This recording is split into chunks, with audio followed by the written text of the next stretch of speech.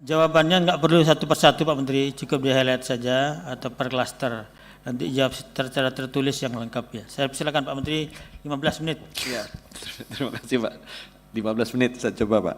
Jadi memang nomor satu Pak, dari sisi PPDS ini masalahnya kita adalah spesialis jumlahnya kurang.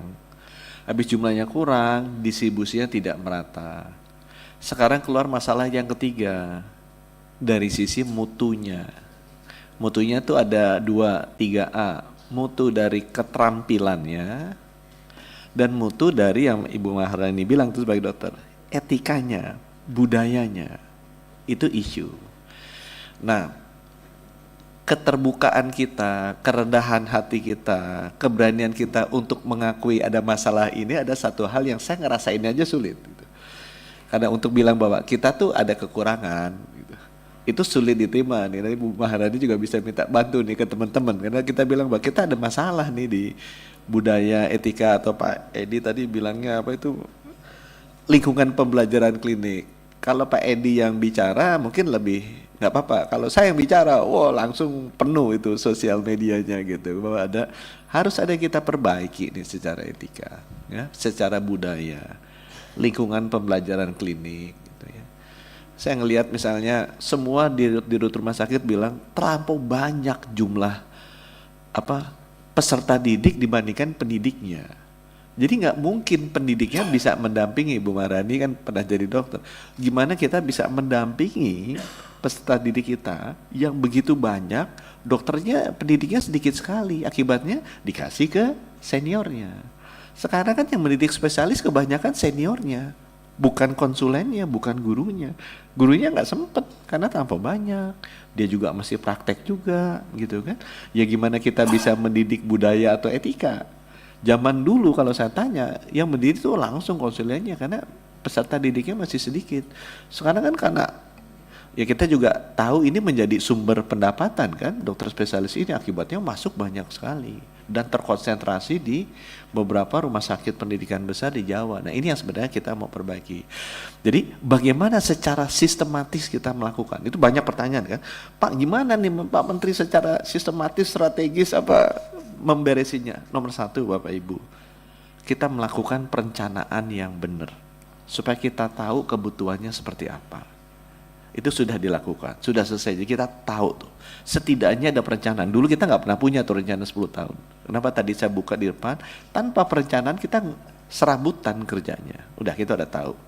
Sekarang kebutuhannya seperti apa, di provinsi mana, di kabupaten kota mana, untuk melayani jenis penyakit apa. Udah tahu. Kalau Bapak Ibu pengen lihat, kita bisa kirimkan. Itu penting sekali. Yang nomor 2, kita mesti mendesain, ini yang tantangan besar di saya, mendesain sistem produksi dokter spesialis yang bisa menjawab kebutuhan itu. Nah ini di Undang-Undang Kesehatan, terima kasih ke Komisi 9, sudah dibuka bahwa memungkinkan yang hospital base, yang tadi Ibu Arseti dapat masukan ya, enggak, nanti hospital base pendidikan gimana. Ini pasti nggak suka yang existing dengan dibuka ini. Kenapa? Karena akan seperti terjadi persaingan kan, padahal ini kan pendapatan besar pendidikan spesialis. Tapi kenapa kita bikin hospital base? Karena itu tadi. Karena di seluruh dunia best practice-nya begitu. Seluruh dunia pendidikan spesialis itu adalah pendidikan profesi, bukan pendidikan akademik. Gitu. Pendidikan ini dilakukan di rumah sakit di mana orang bekerja dan mendapat gaji. Bukan pendidikan seperti pendidikan kita kuliah, di mana kita nggak boleh bekerja dan harus bayar uang kuliah, bayar uang pangkal. Enggak begitu. Nah, perubahan ini pasti banyak yang menentang. Dan saya terima kasih karena Komisi 9 membantu. Tapi Bapak Ibu pasti juga akan terus-menerus mendapatkan masukan bahwa tidak begini. Tapi kita untuk yang sudah ikut sejak undang-undang, kita udah lihat bahwa di luar negeri begitu semua melakukan pendidikan. Kalau kita lakukan sendiri kan aneh. Bahwa kita tidak langsung pindah ke sana sekaligus karena sudah ada sistem yang lama sebelumnya. Ya mudah-mudahan dengan ini berjalan berdua, kita bisa pelan-pelan memperbaiki ke arah yang lebih global best practice itu seperti apa. Ya karena itu kan nggak nipu. Nah begitu ini dirubah, saya berharap karena begitu ini dirubah, pola rekrutmen beda Pak. Rekrutmen yang tadinya yang punya uang atau keluarganya punya siapa mendapatkan prioritas, yang dapat prioritas sekarang putra-putri daerah. Kenapa Pak putra-putri daerah? Tadi saya dapat masukan, karena kalau bukan putra-putri daerah Pak, ditaruh di sana masalahnya berapa puluh tahun nggak selesai, dia pasti balik ke Jawa. Sedangkan kalau orang Taliabu, orang Anambas, orang Nias yang bekerja di rumah sakit sana, konsepnya kita bukan rekrut orang baru Pak. Yang bekerja di rumah sakit Nias Utara, dia dokter, banyak penyakit jantung di sana, ya dia boleh maju sebagai dokter spesialis jantung. Dia pasti akan mengalahkan saingan-saingannya walaupun dia anak siapa, uangnya banyak, melamar masuk dokter spesialis. Kenapa? Karena yang dibutuhkan itu. Konsep itulah konsep hospital base itu seperti itu. Jadi, di Nias butuhnya penyakit jantung, di sana ada dokter, ya udah dokter iden jadi dokter spesialis jantung dong. Kebutuhan masyarakatnya begitu. Nah, itu yang dilakukan di konsep hospital base. Sehingga dengan demikian kebutuhan dokter spesialis itu cocok dengan kebutuhan daerah-daerahnya. Dan diusahakan dokter yang memang sudah bekerja di sana, jadi dia nggak akan nanti ragu mau pindah ke Jakarta, rindu ternyata keluarganya ada di Surabaya, dia balik lagi, itu kesulitan yang nggak pernah kita selesaikan. Nah sekarang berikutnya mengenai mutu dan etika. Saya akui memang selama ini Bapak Ibu ya, kondisi yang dialami Kementerian Kesehatan, yang terjadi di rumah sakit kita itu ada dualisme. Tempatnya satu, namanya rumah sakit, pesertanya satu, namanya PPDS. Dia melakukan dua hal berbeda. Satu, dia belajar. Dua, dia melayani. Gitu kan? Dia sambil belajar sambil melayani pasien kan. Nomor yang bikin kompleksitas yang kedua, belajarnya itu tanggung jawabnya, wewenangnya ada di Kemenristekdikti, sedangkan yang melayani aturannya ini ada di Kemenkes. Selama itu nggak pernah teradres, dan yang kejadian selama ini di lapangan, teman-teman Kemenkes apa ya? Kalau saya introspeksi diri, kurang terlibat. Sehingga apa? Kalau kejadian kayak kemarin, ya kena kan Kemenkes, rumah sakit Hasan Sadikin. Padahal itu siapa? Pegawai kita bukan itu peserta didik. Saya pernah waktu itu mau hukum, mau tes. Itu resistensinya besar sekali dong. Saya ngerti juga loh, Bapak kenapa cawe-cawe ini orangnya saya, kenapa Bapak ngurus-ngurus? Gitu kan? Banyak yang tersinggung tuh kalau kita lakukan itu. Kenapa itu tadi? Karena orangnya satu, tapi dia melakukan dua hal yang berbeda. Satu belajar, satu melayani. Di sini kementeriannya beda, di sini kementeriannya beda. Nah kita mungkin kurang masuk, kalau saya boleh introspeksi, kurang masuk. Sekarang kita masuk.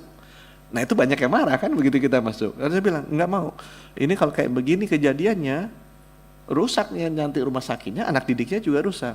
Jadi kita atur jam kerja. Interupsi pimpinan. Silakan. Pak Menteri, Ya, tadi ya masih mumpung. Tadi Pak Menteri bilang, dia kan ada dua ya, ketika dia di rumah sakit, satu dia belajar ya, yang satu dia melayani. Nah, kalau kayak ini kejadian yang di rumah sakit, tanggung jawab siapa Pak Menteri? Betul. Ini kan penting, kita perlu tahu, masyarakat luas harus Betul. tahu. Tanggung jawab siapa? Ini penting supaya enggak lempar-lemparan.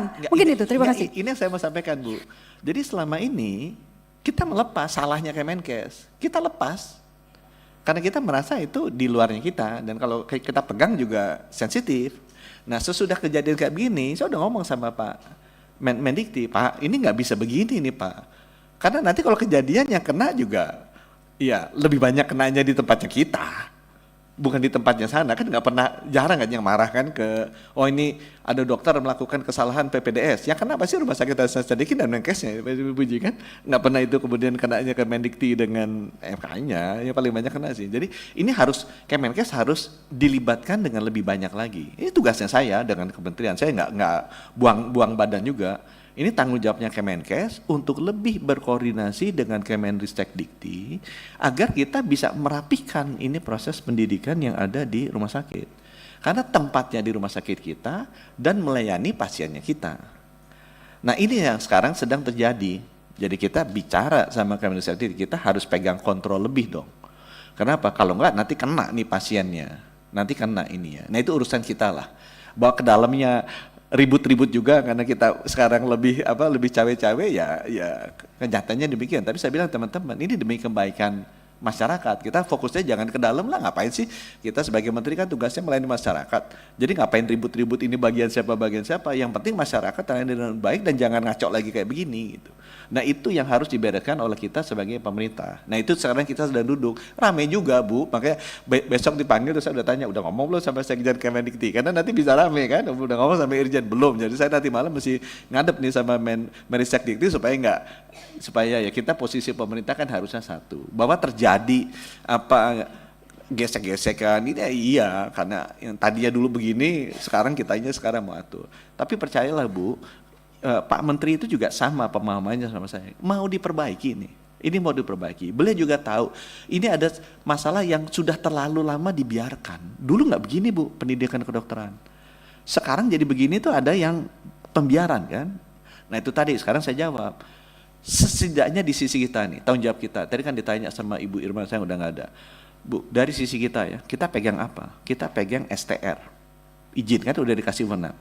Itu semua kita freeze tuh STR-nya. Jadi dulu tuh prosesnya lama, wah bisa ini dan solidaritas kan, kalau anaknya siapa, aduh ngehukumnya juga gak enak. Sekarang tuh semua yang terlibat, yang di Garut, yang di Undip, yang di Hasan Sadikin, semua udah kita freeze. Begitu nanti dia terbukti salah Bu, kita cabut.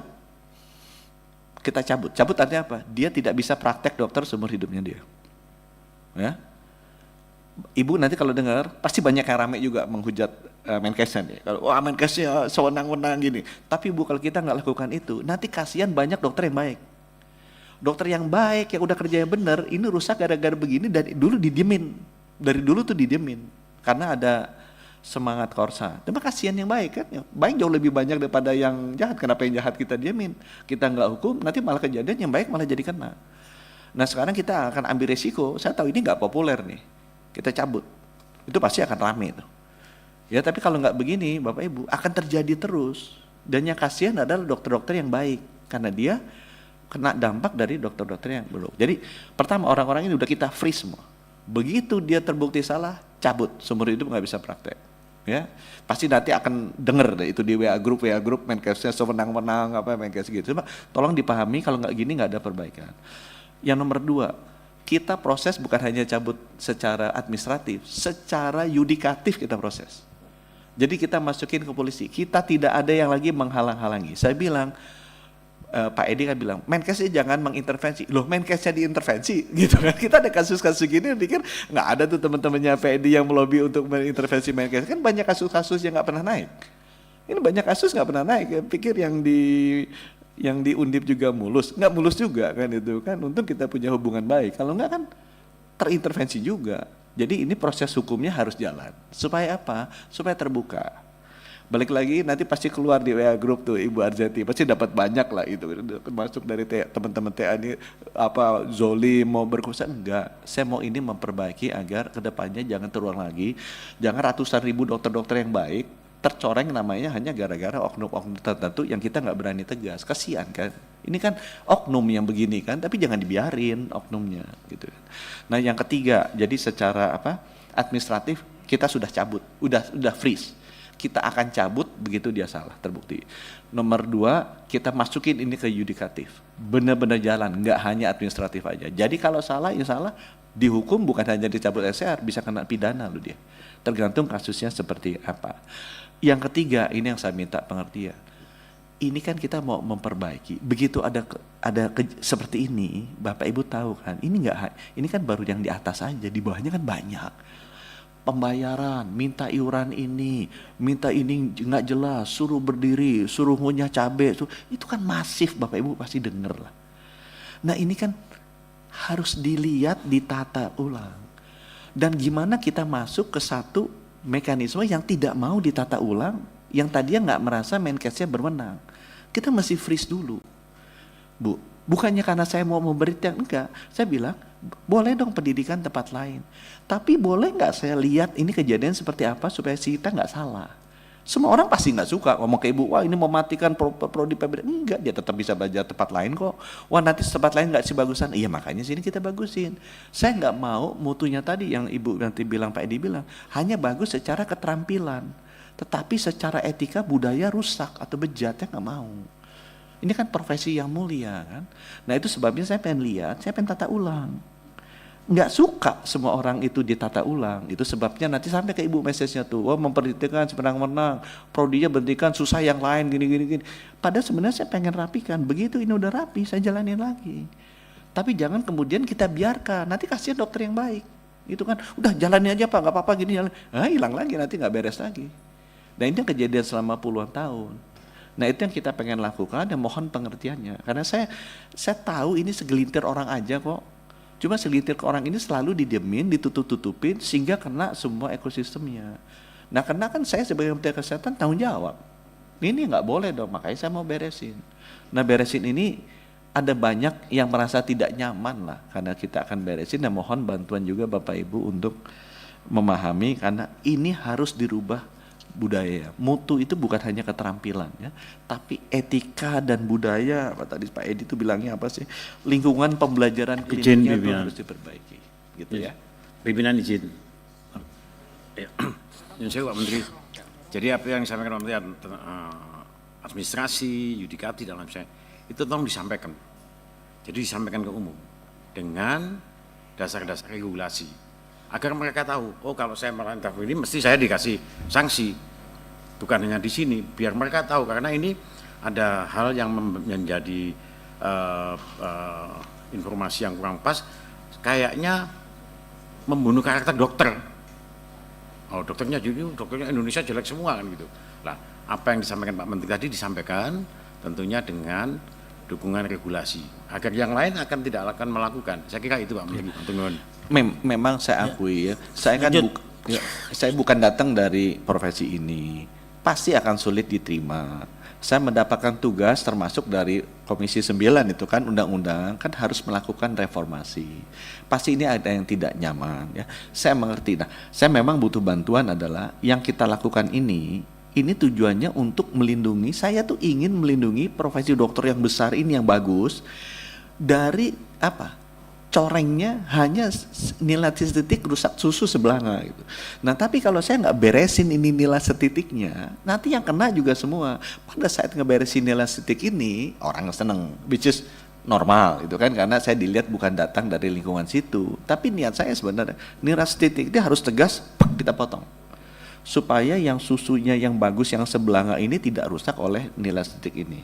Nah dalam proses ini mohon pengertiannya, pasti akan ada yang nggak suka, apalagi karena saya tidak datang dari profesi ini. Tapi niat saya ini adalah menjalankan amanah undang-undang yang juga diberikan oleh teman-teman dari Komisi 9 ya untuk melakukan itu.